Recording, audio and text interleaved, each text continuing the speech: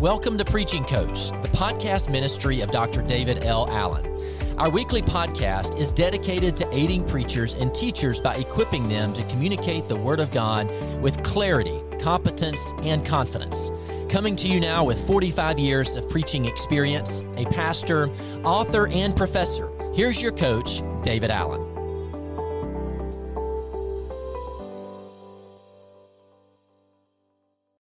Welcome to this special edition of the Preaching Coach podcast. I am excited and delighted today to be able to interview two of my favorite people on the planet. I've known most of them for many years, and so today we're going to interview Dr. Jack Graham, pastor of Prestonwood Baptist Church in Plano, and O.S. Hawkins, who is chancellor at Southwestern Baptist Theological Seminary and also President Emeritus of Guidestone.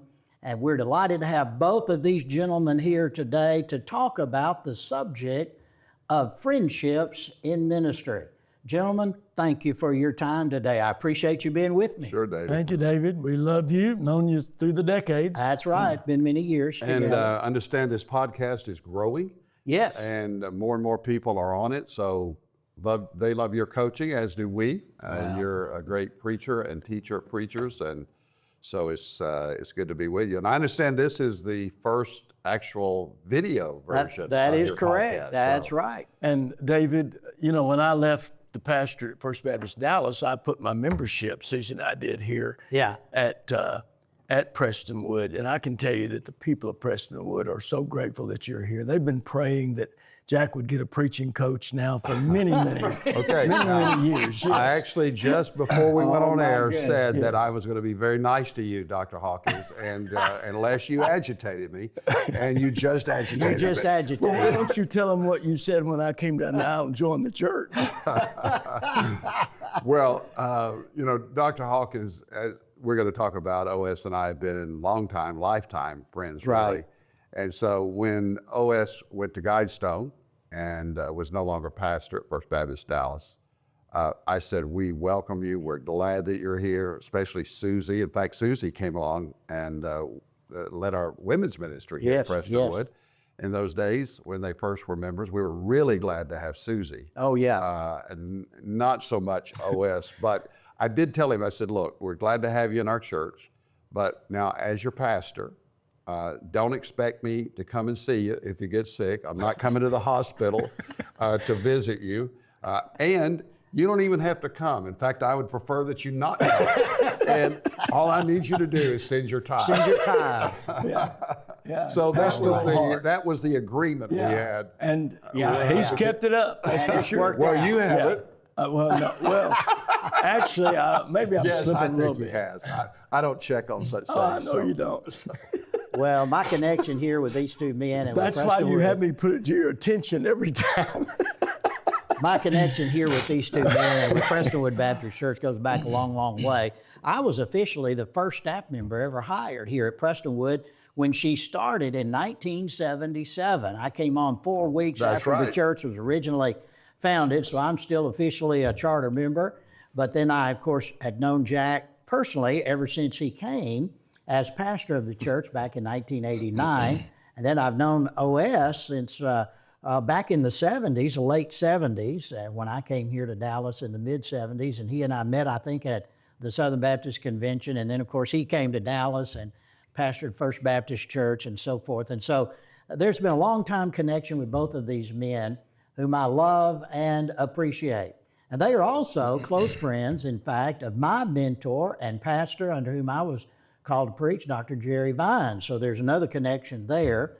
But I felt like this would be a great opportunity to talk about the subject of close friendships in ministry. And I know that many pastors don't have that. Many pastors don't have the opportunity to have anything beyond an acquaintance or friends, but maybe not so much close friends. And I think about David and Jonathan in Scripture. They were close friends. What Scripture says about them in Samuel is so very important. But I think about friendships in literature, American history and literature, people like Huckleberry Finn and Tom Sawyer, and people like Hawkeye and BJ, and people like Fred and Barney, the Flintstones, and on and on and on. You think about characters in life who were close friends, Kirk and Spock in Star Trek, and we identify with them, the characterizations that develop there. So there is nothing, very few things anyway, more important than having a close friend. Gentlemen, you all have been friends, close friends, for more than 60 years. Where did this all start? Well, Tell let me me the just story. first of all say, related to all those fictional friends that you talked about, there is a well-known former president of one of our seminaries that used to call us Beavis, and his friends, should I even say And the other Butthead? name. Well, he is I was Butthead, Beavis. and I was Beavis, for sure. So there's Beavis and Butthead, and so we've been called a lot of things. So that was one of the most. That was during the height of the denominational wars. Yeah. But anyway, it's been great to be friends all these years. And you're right, it's important to have friends in ministry, and I would say close friends, brothers. I mean, we call each other brothers, as John did, call himself Brother John in the book of Revelation. I still like the idea of our fellowship being in the family as brothers and sisters in Christ. And so we met, I'll go ahead and lead here, when we were just teenagers at Sagamore Hill Baptist Church in East Fort Worth. Yep. And I had recently become a member there with my family, and was about a sophomore in high school, I think, maybe a freshman. And I actually, this may sound a little weird, but I actually remember seeing OS for the first time because he stood out. He had some white buck shoes on. Some of you may remember those we used to call them rah-rahs, black and whites, and he's dressed to the nines. He's much older than me. So he was a senior in high school. But clearly, honestly, he's always stood out, and he just popped out, and somehow we met in youth group, and we went to student camps together, youth camp, and became friends, and we'll, can expand on that, but that's how it started. It started in the youth group of Sagamore Hill Baptist Church, where our pastor, Fred Swank, became our father in the ministry. So if he's our father in the ministry, then we're brothers. And that's really what, that was really what cemented our relationship was our pastor, Fred Swank, who gave himself to us. And Jack and I were teenagers, and we entered into an accountability relationship with each other back then. We didn't call it that. We didn't know what it was, but we knew that the Bible said iron sharpens iron, and throughout the last 60 years, we've maintained that. One of the best ways we've done it is I don't get into his business, and he doesn't get into mine unless we ask each other. In other words, and that happens periodically from time to time, but it's just been a beautiful thing to have somebody that you knew always had your back throughout the years of ministry. And you said that right. I know there are a lot of people in ministry that don't have a friend that sticks closer than a brother. So it's been a blessing along the journey. It's been a lot of fun, and I think one of the reasons that our relationship has been cemented is that we haven't been serious all the time about it. We've had a lot of time. In fact, I'll just give you one little thing to break the ice here of what he did. In 1972, I went to my first pastorate in Hobart, Oklahoma. First Baptist Church, Hobart. I was there 72, 3, and 4. It was a great church. Back then, it was running 300 or 400 in Sunday school, and it was an amazing place. I went from there to Ada, and they called Jack to Hobart. So we both pastored Hobart, Oklahoma. Interesting. So we pastored. Then he went to Duncan. So we were in Oklahoma together in the 70s. Then I was in Fort Lauderdale 15 years, and he was at First West Palm for the majority of that time. We were 30 miles apart from each other down there. And then he came back to Prestonwood, and I came back to First Baptist Dallas. So our whole lives we've been together. Interesting, So back a few years ago, they were having the 100th anniversary of Hobart, the city and the church and everything. And they were having big weekend of festivities, and we were both going back up there to speak. But I had a little something that was delaying me a little bit, and it was really getting me that he was going to get there before I did. So I was a few miles behind him, and we were talking on our mobile phones where we're going. Susie was with me, and his wife Deb was with him, And he got outside of Frederick, Oklahoma, unbeknownst to me, and this policeman pulled him over. And he said, Oklahoma trooper. Oklahoma trooper pulled him over speeding. And he said, son, where are you going so fast? He said, well, sir, I'm sorry. I wasn't paying attention like I should, but I'm going up to Hobart. They're having a 100th anniversary of the church and the city up there, and I'm speaking up there. He said, I just drove my patrol car in the parade up there. That's right. And I was up there, and he said, listen, you've been so good to me. I've got one more warning ticket I'm going to give to you, and you've been so good to me, I want to give it to you. And so he did. So I got a warning ticket instead of a speeding ticket. So then Jack said to the trooper, he said, sir, you've been so good to me, I want to do something good for you. There's a fellow following me back here in black. He described my car. He said driving a whole lot faster. He must be going 90, 100 miles an hour. He's going a whole lot faster. He's trying to catch me. If you'll just stay right here, in about 10 minutes, he's going to come over that hill behind you. And he drove off. So then he gets in the car, he calls me, he said, man, the coast is clear. You can put it to the pedal to the metal. I'm going, and boy, here comes, and that cop sure pulled me over. I had to go in the courthouse and pay a $385 ticket. He ended up an hour at least behind us. That's the kind of friendship I had. Yeah, now that's friendship. But you know, it started too, back to our high school years. We were both called to preach about the same time. And then we started preaching our first sermons together. Yeah. We even did some revivals together. And Parkdale. Parkdale Baptist Church over in Riverside. Haltom City. Haltom City. I don't like it when you correct me like that in public. But anyway, it was over there, Riverside, Haltom City. But we're really like a couple, an old couple that just argues all the time. But anyway, there's an analogy right there. I'm trying to tell a serious story here. So, and then we actually started double dating. So I had to help OS with dates. He was known as Butch in those days, Butch Hawkins, because as a teenager, you probably didn't want to go by Otis Swafford Hawkins, which is actually Junior. So he didn't want to be called Junior, I guess. Why didn't you want to just be called Junior? Because when I was born, my uncle came in and asked my dad, what'd you name him? He said, Otis Swafford. He said, he can't grow up in Poly, the east side of Fort Worth with a name like he'd been a fight every week. He said, I'm going to call him Butch. And so till I went to TCU, I went by Butch. No, I think it was when you went to Hobart. You didn't want to go by Brother Butch. I had to come up with something, so I came up with the initials. So if you're a Jewish person, and you ask me what OS is, I say it's Oscar Schindler. And if you're an Arab, I tell you it's Omar Sharif. Well, there you go. Well, but where was I? But we began preaching together, double dating together, and really learning to live the Christian life together. Yeah. Back to our pastor, he was a wonderful man, and we had so many young people in our church.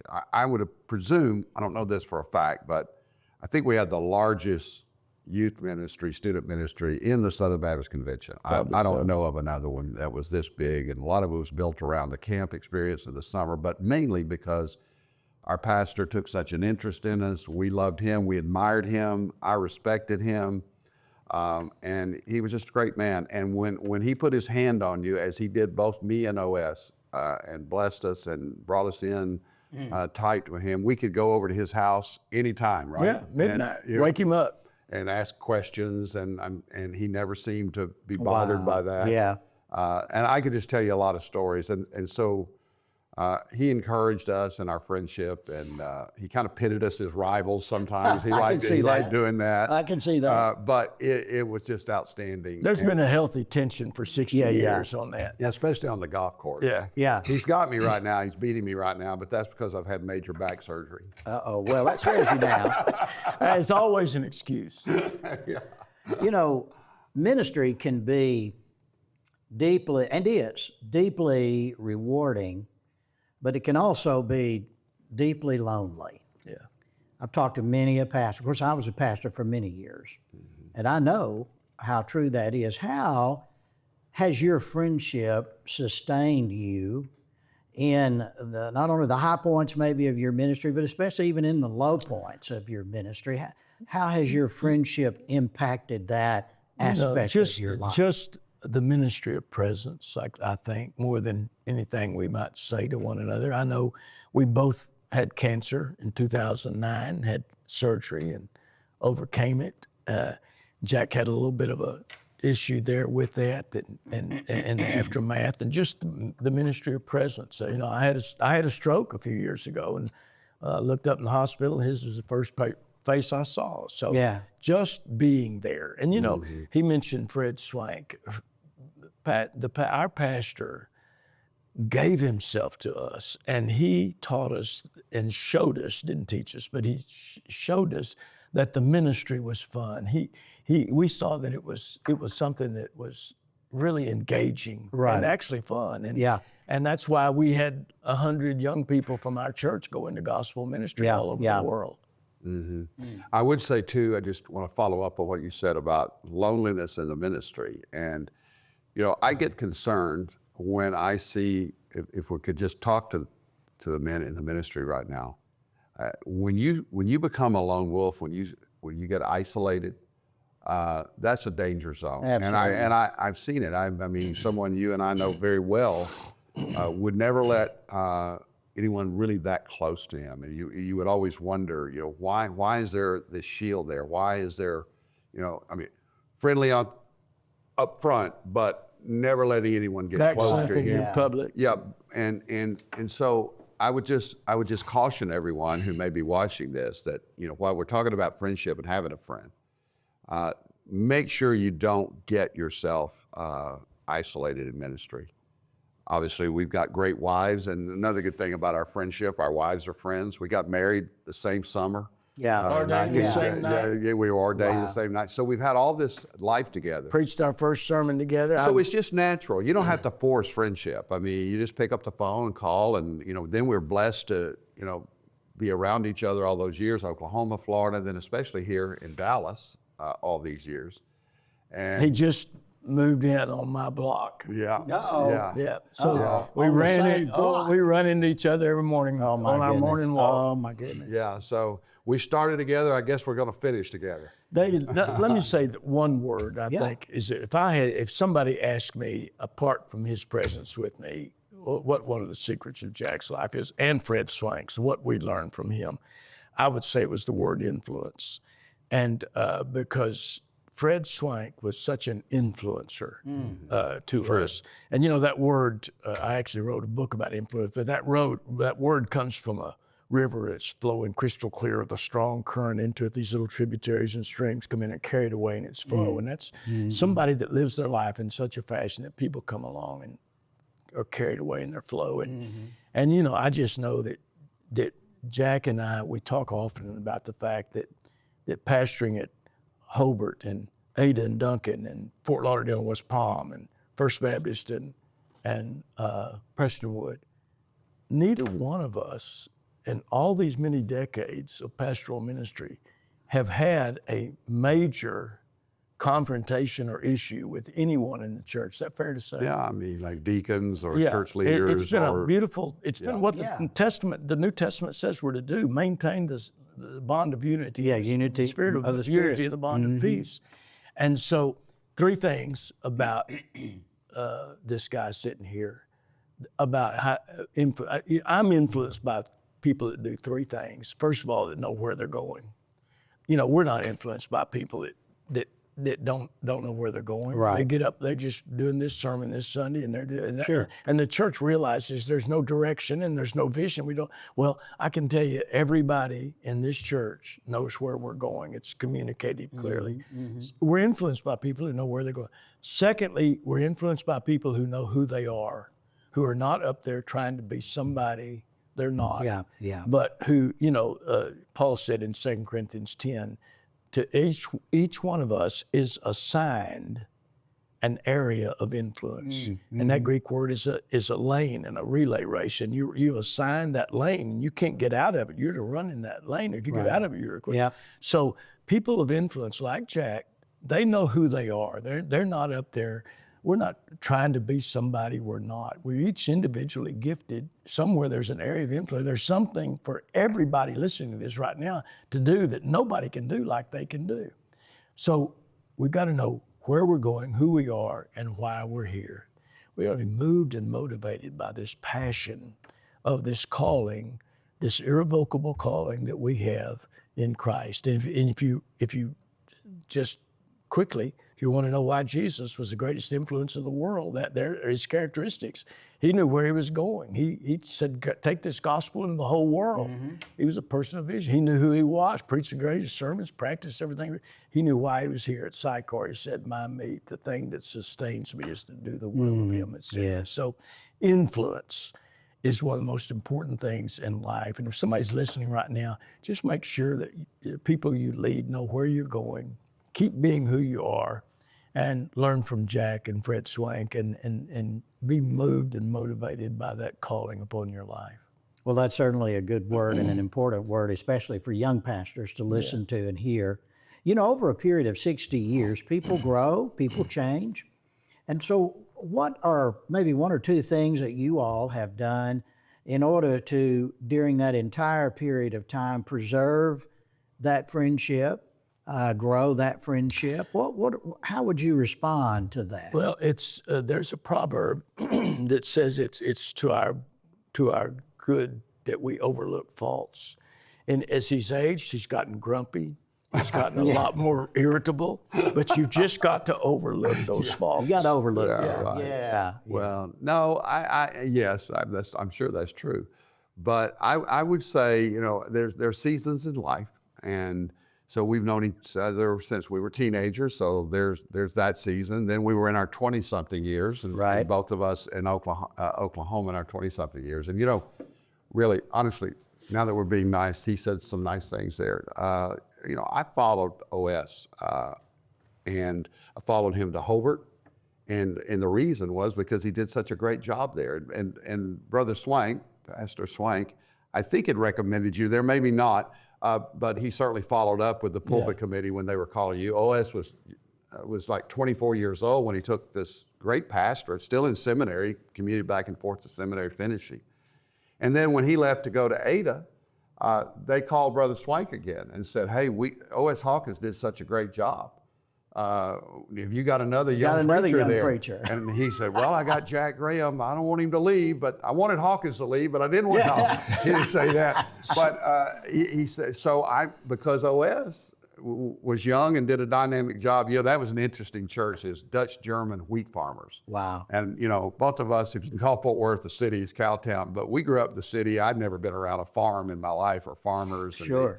And these guys taught us a lot, like getting up early and it was tough to follow OS because, you know, he'd be at the A&B cafe with the farmers at 5 o'clock in the morning. I still like to sleep in those days. Yeah. But anyway, he set a pace, and then, you know, when he went to Ada, and then I followed. We were both in county seat towns, small towns, medium-sized towns in Oklahoma. And then, not to belabor the point, but he goes to Fort Lauderdale, and Fort Lauderdale just exploding with growth. And it was a church when he took it that was on steep decline. He came in at 30 years of age to that historic church, First Baptist Church of Fort Lauderdale, and the church revived. And his leadership was so strong. So when West Palm Beach, 4 or 5 years later, was looking for a pastor, they said, you know what we ought to do? We ought to try to find a young pastor like O.S. Hawkins down in Fort Lauderdale. Let's go find somebody young, because, you know, you wouldn't have expected either one of those churches to call guys 30 years of age. I mean, I think about it now. I mean, that's pretty a bit unusual. And, you know, you know, and so, again, you know, his leadership and forward, and it always opened some doors for me. Well, Fred Swank put us ahead of all of our peers. Yeah, that's true. Because if people knew you were one of Swank's boys back in those days, they knew you loved the local church. Right. They knew you believed in evangelism. Right. They knew you believed in preaching the Bible. And it catapulted us. And talking about overlooking faults, he mentioned that I finished seminary when I was at Hobart. Well, he was at seminary when I was up in Hobart, and I would drive down, and I was a big shot county seat pastor in Hobart. I had a new Oldsmobile. Yeah, I was just a lowly assistant pastor. He was a lowly assistant pastor driving some of the low crummy car, but he was so jealous that one day I went out to get in my car to drive back to Hobart. Well, tell them what kind of nice car Why you don't had. you just tell the story? Tell them what you did. Well, so Tell them what you did. he was so, in your raging jealousy. He was so full of himself. Talking about accountability, and how we were able to kind of help each other along. Yeah. So he was just so full of himself and had this big old Chevrolet. And, It was an Oldsmobile. oh, he said, nice Oldsmobile. It was a 98. It was an Oldsmobile 98, which was a big thing, and it was a big car. It was a preacher car. He comes rolling in there, strutting around with his car. I had a Gran Torino, I think, but this was nice. But if you remember, some of those cars back in the day, the windshield wipers, they had a cover of the windshield wiper. Remember, the windshield wipers were down in the hood Oh, yeah. by Yep. the window, so it had this big gap in there. And so a couple of us who were amused by OS's arrogance in those days decided that I saw a dead cat in the street right by his car. And I mean dead. It'd been run over, looked like multiple times. Guts were hanging out. Oh my goodness. And so I decided we get some sticks. I didn't want to touch it, obviously. We got this cat, we picked it up, and we put it up on the hood of his car in that windshield wiper area. Yeah. And just stuffed it down in there. Cavity in the car. Yeah, that big cavern right there. So stuffed it down in there, except for his head and his paws. we had the head and the paw sticking up like that. Wow. And then we hid in the bushes just because we knew when he was coming out of class. So he's strutting there, and he'd always park right in front of everybody else because he had a big car. And so anyway, he comes in there and he gets in his car and he jumps and then it was just hilarious watching him try to get that cat. God, it was stuffed down in there and I couldn't get it out. And I had to get it out because it was starting to rain. Couldn't drive back to Hobart like that. But I never said a word about it. Yeah, no, he didn't. Yeah. That was the fun thing. And until about like 2 months later. I knew who did it for sure. Of course he did. And 2 months later, but he didn't give us the credit to show us that he was upset by it, although we saw the whole thing. And but one day I'm just walking down the hall, and he throws me against the wall and says, "Why'd you put that cat on my car?" Oh my goodness. So just seriously, we have been through some serious things, both of us. Our churches, we have been blessed all along the way with unity in our churches, and we just super blessed. But but every challenge in ministry, and there are some, and back during the conservative resurgence of the convention, we were together on that. We worked on that together. We were kind of the young guns in that group. Oh, You had Adrian and Dr. Vine, Jerry, and Dr. Criswell, of course, and all that group. And then OS and I were coming along behind, and they included us in the movement to change the course of direction, the downward course, to an upward course of the SBC. So we just, we just stayed together. And I truly know we love one another. Sure. And so. Well, that leads me to ask a question, building off of some of this that you've been saying.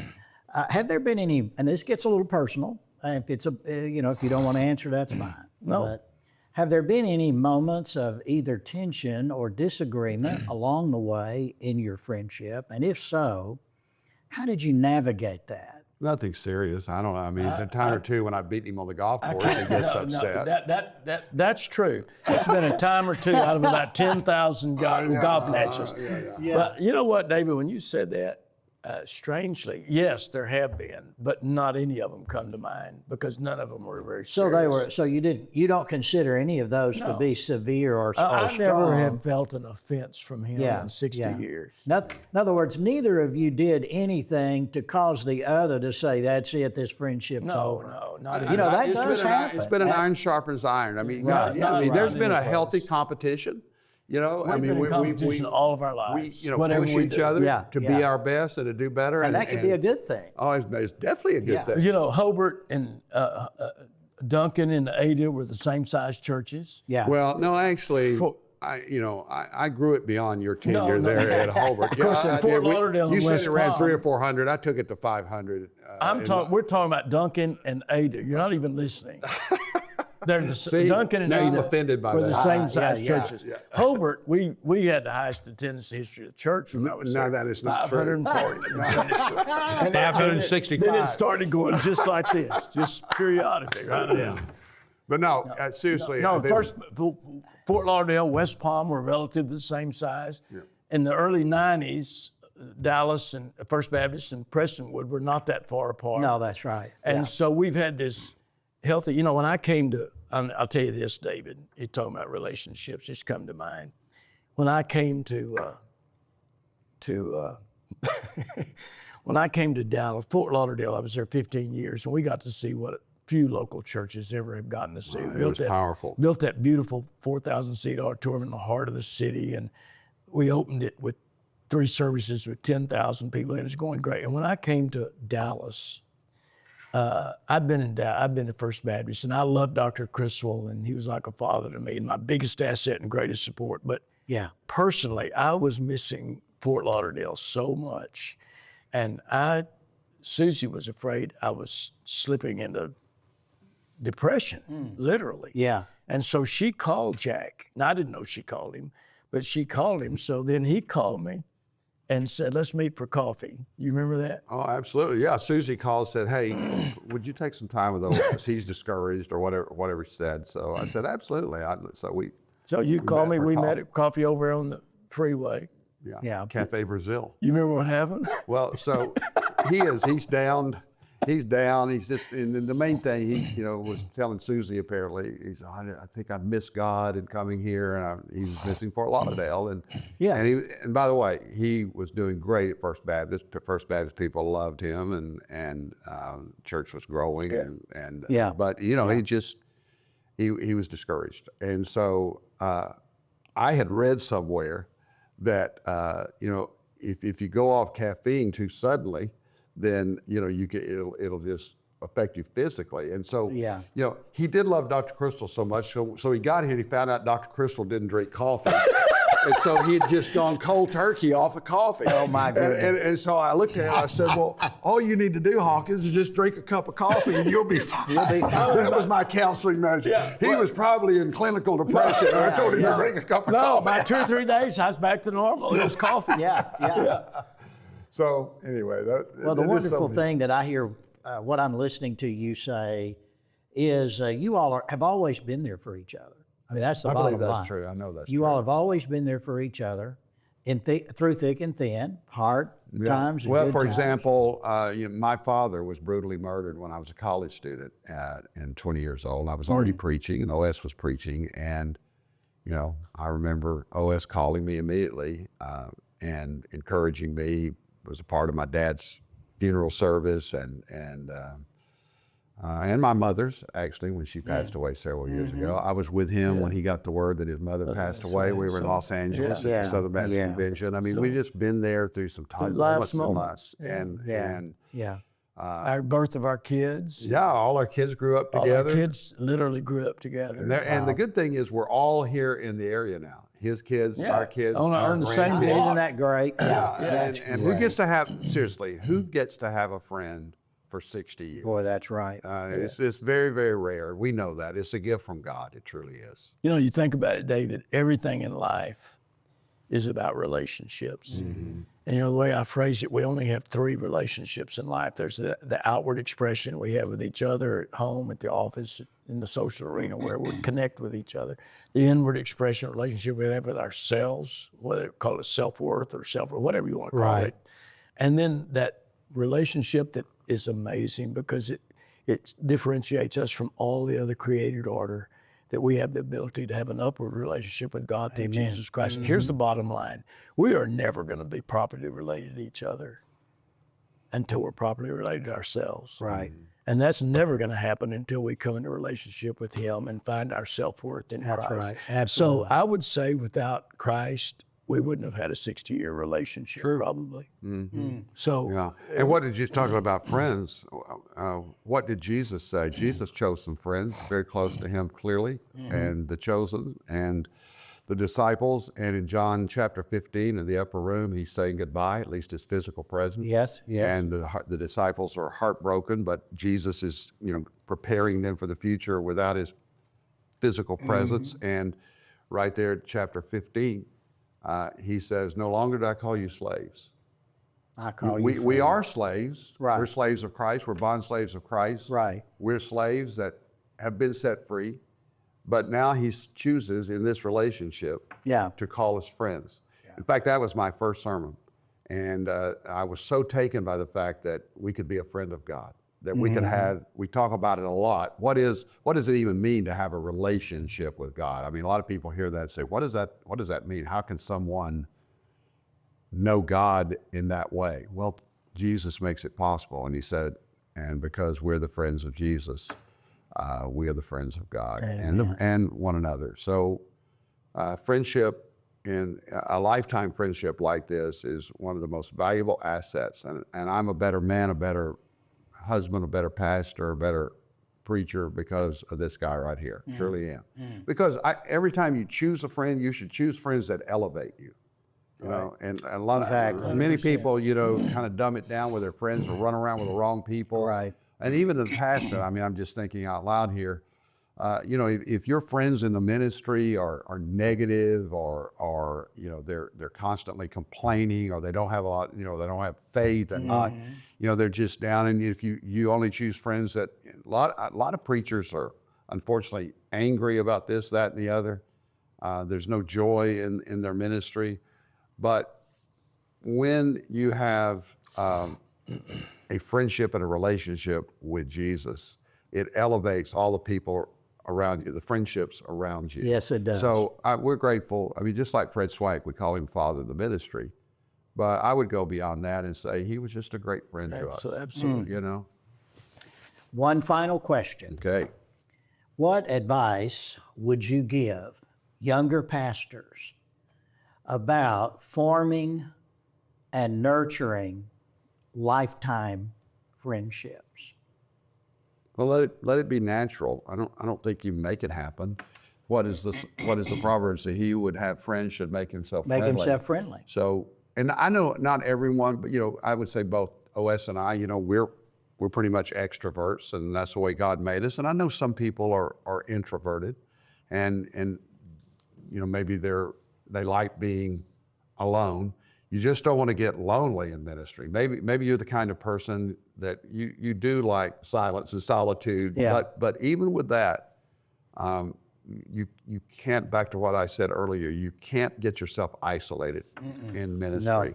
And so have some friends around you that will encourage you, equip you in the work of Christ, and challenge you intellectually, challenge you in your preaching. You know, we had the same father of the ministry and preacher. We both learned how to preach at the same time. We had some of the same mentors in preaching. So, and I, you know, that's one value with all the struggles that we've had, and even to this day we have in the Southern Baptist Convention. Yet the reason that we get together and are drawn together as a convention of pastors and friends is that fellowship. I mean, frankly, you know, we would go to those conventions, you know, to be with our friends. Sure. And so back to the original premise of this, whether it's a new friend or a lifelong friend, make sure that you keep them. Take good care of your friends. You know, we all have a lot of acquaintances. I mean, OS is a consummate people person, if you know him. He's got a lot of friends. But, you know, for the most part, we have just a few really good friends. Really good. I would add to that, David, that if you're going to have a lasting friendship, decide early on that if you're going to make a mistake in that friendship, you make it on the side of mercy, not on the side of judgment. Good word, yeah. And be willing to cut some slack for somebody. Yeah. You know, let go of some little things that don't amount to a hill of beans so you can win a bigger war. Exactly. So I think that's one of the most important things. He does a lot of things that agitate the fire out of me, but you know, I let it go. Well, I just, in my humble spirit, I just overlook everything and extend mercy. The biggest challenge we had in our friendship was maybe 15, 20 years ago. He was at Guidestone, and he had to do books, and he was a big deal. Oh, it's a big deal. And so what people don't realize about OS is he was a great athlete growing up. Here we go. And he was a roller skater. I was a speed skater. No, I don't think you ever were in races. You had a partner and y'all did pirouettes and things like that. So I came into possession. I came into possession of some photographs, thanks to Susie. Yeah, some photographs which almost brought of a his divorce in our family. Of his skating career, and in position like this. And now these are roller skates. Yeah. But he was really good at it. Yeah. I mean, he can skate backwards. He can skate backwards right now. Yeah. Did you not? Can you skate backwards? No. Can you turn around and I do can't it? skate frontward. So anyway, Much less I'm going to pull a roller derby move on you right here in a minute. And then he had a partner, a girl that he would skate with. And so I came in possession of these photographs, and we had a lady in our church at that time who owned Donruss Sports Cards, that's a big sports card company. Yeah. And I gave those photos to her and asked her to make a trading card, like a baseball card, out of these photographs. So no, he didn't make a few. He made 10,000. So we did it. And I wrote the script on the back. On sports cards, there's always a description of the person's great career and what they accomplished. So I wrote all that on there. Everything was true except one thing. And that was the name of the girl. It was a year I was preaching a convention sermon. He had a new book out. And so I show up with literally probably 10,000 of these all of his cards. preacher boys at every entrance. I had interns, preacher boys, giving them passing out these cards.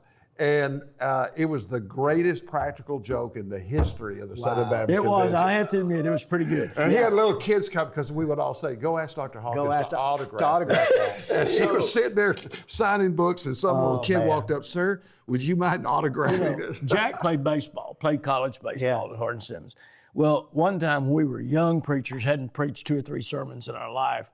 Frank Minton was the pastor of. Are you going to tell this story? Frank Minton was the pastor of some church South Cliff Baptist Church, Fort Worth. He called Fred Swank. He said, "Fred, I'm going to have a big youth service and rally, and I need somebody who's an athlete to come over here and preach." He said, "Well, I got two here." He said, "Graham is a baseball player and Hawkins is a speed skater." He didn't say speed skater. He said roller skater. And so Minton said, "I think I'll take the baseball player." So that ended up being my first full-length sermon.